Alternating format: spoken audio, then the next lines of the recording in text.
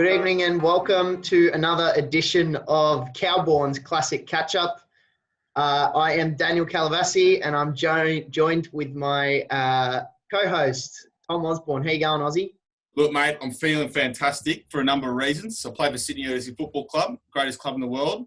But even more than that, I've got two of the greatest Sydney University Football Club legends alongside me. We've got Griffin, and we've got Angus Dorney. So welcome, gentlemen. But before we get on to you, I've got quite a bone to pick with you, actually, Daniel Calavassi, because for some of our seasoned viewers, they would have noticed a few weeks ago, you were actually, whilst on air, you were drinking a particular beverage. I think it may have been a Tooheys New. In fact, it was definitely a Tooheys New. And by logic, that's not a wingman. And wingman, as we all know, is the most delicious, sumptuous, hit-the-spot beer of all time and one of our major sponsors. And do you want to explain yourself, Calla? Why were you not drinking wingman? Why were you drinking a Tooheys New? Well, I'm a professional. Don't judge my character based on that one slip-up. But I do apologise. Wingman is the greatest tasting lager in the land, and wingman gives you wings. So let's... a bit of a copyright maelstrom. Anyway, we'll skip right ahead. But look, I'm going to introduce, first of all, Griffin. Welcome aboard, mate. And my first question to you is, look, you're an absolute legend. The Players' Player trophy is named after you, but the name you actually go by with a number of people is actually Sponge. So do you want to walk us through how you got the nickname Sponge? Well, I guess I've been lucky enough to go on maybe 5 or 6 tours with Sydney Uni, and at least 4 of those were with Mark Avery, otherwise known as the General. And in my time at uni, he was responsible for at least half the nicknames given to people at university, least of all his own.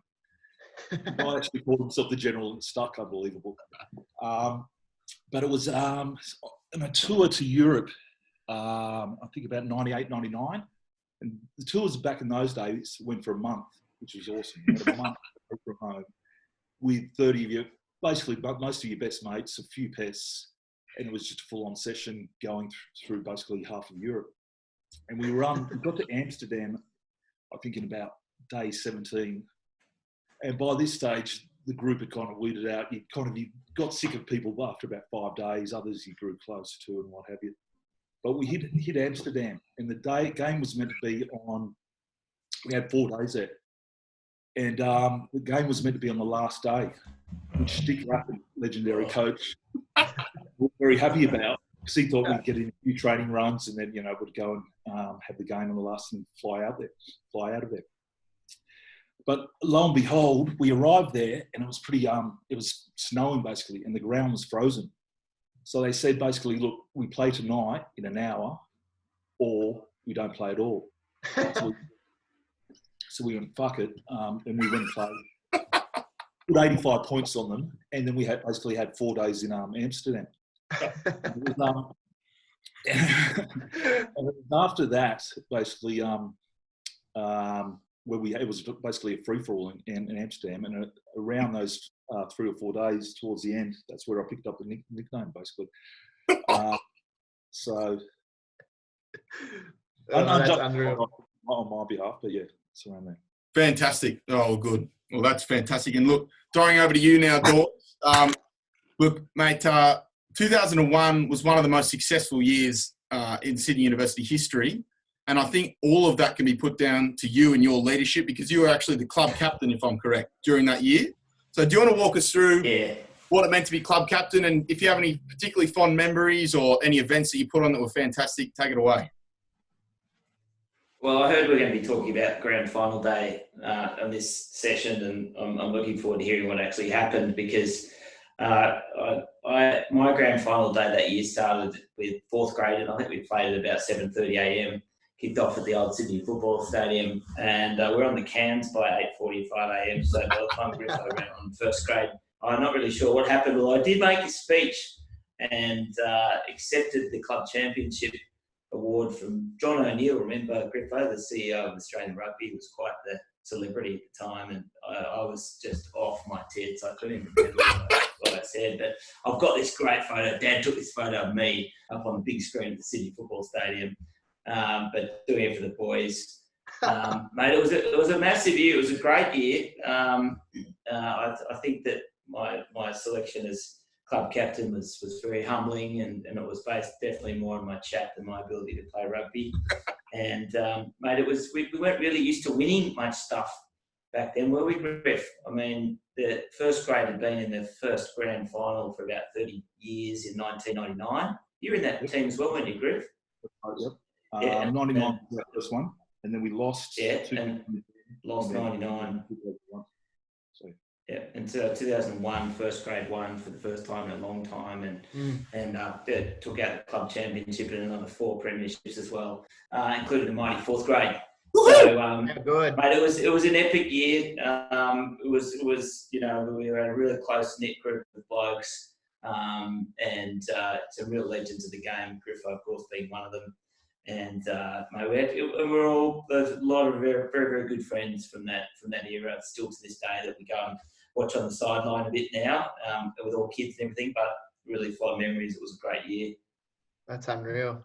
And Griffo, just throwing back to you spoke a little bit about tours and the off-field culture of the club. In 2018, we were in that very apartment in Tokyo, Japan. We are wearing our jackets, and we have some very fond memories there. But in Tokyo, it's weird how the fire extinguishers can just sometimes go off. So, mate, I've heard that the same problem happens in Amsterdam as well. Do you know? Can we get a bit of insight into the situation over there? Well, actually, was the incident I think you're referring to was in Shanghai. Oh, okay. That might have been 2001 or maybe 2002 as well, somewhere around there. And Sydney Uni, Shoot Shield used to have it. They stopped it after our year, surprisingly enough. For about 4 years running, they'd have one round where 2 teams would go over and play in Shanghai. It was all expenses paid, go over there, and you had basically 4 days over there. And Sydney Uni, on this final year that they did it, got picked to play Canberra. And we went all over there. I think we were undefeated at the time. We had won 12 straight. Canberra would, maybe middle of the road somewhere. And basically, we got there and just took it as a bit of a junket. And by the end of the tour, we'd a couple of people had been arrested, had to bribe their way out of jail. We'd lost a sponsor. Hopefully not Wingman. Yeah, not Wingman. A few people never to play first grade again. But on the day after we got our asses handed to us, I think it was 31-7 by Canberra, who went there, took it quite seriously. We didn't. Next morning, we were getting on a bus to do I think we were going to go and do some tour. And there was the group, all the coaches, plus Peter Fitzsimon and his wife, Lisa Wilkinson. Yeah. They had thought it would be a good idea to come over to Shanghai on that weekend, so they joined us on this bus tour. And it wasn't actually me. It was a good friend of mine, Kieran Shepherd, the outside centre at the time. And everyone was kind of half piling onto the bus. And it was this old kind of 1960s bus. And everyone was extremely hungover or not still drunk. And Peter Fitzsimon, I still remember, had his first foot on the step to get onto the bus. And Sheps, in his drunken stupidity, thought it would be amusing to grab the old fire extinguisher above the driver's head. Little did he know it was one of the gas ones, so not the water ones. The ones which release chemicals. Yeah. So I just remember doing it with a big smile on his face, and everyone's going, "No, God, Shepherd!" Before you know it, the whole bus is full of foam and chemicals. Simons and his wife were out coughing, spewing. I think Ross Reynolds at the time, the coach, grabbed Shepherd by the scruff of his neck, put him in the headlock, and goes, "We fucking get in any more trouble over this. If this gets out, you're leaving the club." It was a pretty big deal at the time, but highly amusing, and I'm glad it wasn't me. It was actually Sheps, even though I get a proportion with the blame for it. Fair enough. You guys were very much tied at the hip back then, Griffo. It was always Griffo and Sheps. It was no singular. It was just actually on the first tour we went together in '95 to Europe. We actually got called Dumb and Dumber. That was my first nickname. I was dumb. Sheps was dumber. So I'm glad I've got Sponge now anyway. So. Yeah, well, fair enough. I'm pretty sure both you blokes would have played for the Wallabies if you hadn't met my older brother James as well. But that's the glory of Sydney University rugby. Well said. Friendships for life. Well, on a more serious note, Dawsey, you mentioned your brother. Obviously, you've got quite a strong family history at the club, and I think it'd be really good for some of the younger boys, including me and Ozzy, to know a little bit more about that. So, could you shed a bit of light on your family history and ties with Sydney Uni? Oh boy, geez, Dan, I'm impressed you've done some research. So look, a little bit. Professional program, mate. Yeah, very good. Look, I think our love for the club outweighs the achievements that we've had on the field. But I mean, both my brothers have played for the club. My old man as well back in the '60s, and then actually my wife's grandfather, William Patrick Nicholas, was president of Sydney Rugby for many years, and he also was represented Sydney. So Sydney Uni first grade Waratahs, one of those old legends, World War II veteran Waratahs, New South Wales cricket, Commonwealth Games, like just did the whole lot. So it's a club we love a lot. It's evolved a lot over the years, but still just such a great bunch of men and women involved with it. James my older brother, still on the committee, and very much involved. But look, we love the place. And boys, I've got to tell you, I'm impressed you got another beer sponsor on board. The last beer sponsor I can remember was 1999. We had Budweiser. Remember, Griff? We just thought it was like the best thing ever. Johnny Manenti lined it up through the HQ bar. And Johnny Manenti was actually our hooker in 2001 in the grand final, 4th grade. And anyway, so Budweiser came on board, and they only came on board for one season because they just got no value out of it at all because we were just piss wrecks. So I'm pretty sure Wingman will only do it for one season as well. Oh, look, I disagree. I strongly disagree. As you said, we're a very changed club. But yeah, we'll see how we go with the greatest lager in all the land, Wingman. Well, your Wingman. Speaking of, you're talking about a little bit of how the club may have evolved, Dorns, and I want to ask you, Griffo. You have obviously directly been involved with the club, for a large stint, but also indirectly now you're watching a lot of the games, I'm sure, from overseas. But have you seen the club change a lot since you've been involved, whether it be culturally or training or whatever, or is it pretty much the same place, or what do you think? No, well, I mean, I guess I got there in '94 and played in Colts, then went up to grade in '95. And at the time, the first couple of years, I remember we lost to Penrith. I remember Gordon put 80 on us. It wasn't much fun playing. I mean, '95, I think we won about 4 or 5 games. And they were all good, young, talented guys. But it was just, I guess, the structure of the club wasn't in place. And then it was, I guess, around the same time, the Friends of Sydney Uni kind of started evolving around there. You had people like Andrew Winterbaum, Andrew Murray, Tom Hickey, Mortimer, Dave Mortimer, obviously, Hickey. Bruce Collette, started, they were the cultural and the professional change that you now see 25 years later. I guess we started seeing some success in around '98, and it just was a whole change in the whole ethos of we're going from a university club where it was pretty amateur to going, no, we're going to use our resources and what we have on hand to make this basically a better run club than any of the Super 15 clubs were, or Super 12 or whatever it was at the time. And I think we were the leaders in that professional, taking club rugby to that next stage, which is why you've seen so many guys go on forcing when you play for the state or Australia. Yeah. And I mean, you actually look at the situation now with all this crazy coronavirus stuff, and I think Sydney University Rugby Club is probably one of the best positioned sporting organisations in the country in terms of handling it. A lot of really influential, visionary people that have been involved with the club and have set up and donated to the Sydney University Foundation. It's a great management team, leadership team.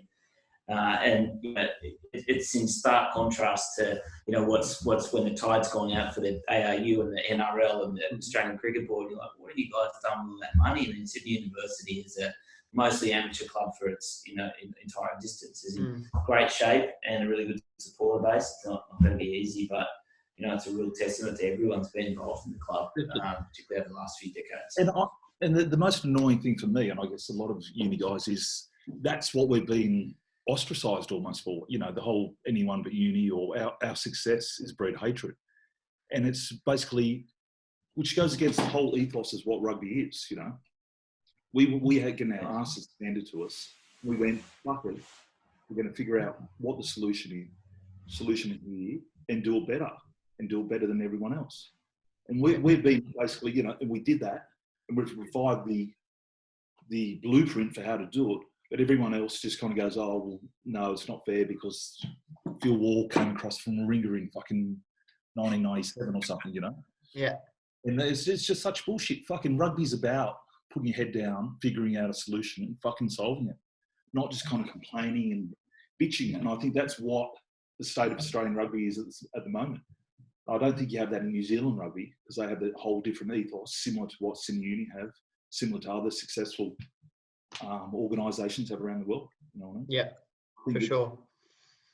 That's what I've got to tell you a story on here. It's got absolutely nothing to do with what we're talking about. Please do. Can I have 30 seconds, 60 seconds from 2001 era? Griff will remember. So around this time, Sydney University tapped into the Islander community for the first time. I think probably Jeff Ciali was our first Tomlin that turned up. And everyone was like, where'd this bloke come from? Anyway, it was about twice as big as the rest of us. And by 2001, some of his Islander mates had come along. And they were a great bunch of blokes, drank so much, good footy players, really, really short up our stocks in the front row as well. Anyway, one of Jeff Ciali's mates who came along was Tom and Billy Suavi. Remember him, Griffo? Played prop. And he was the head of security.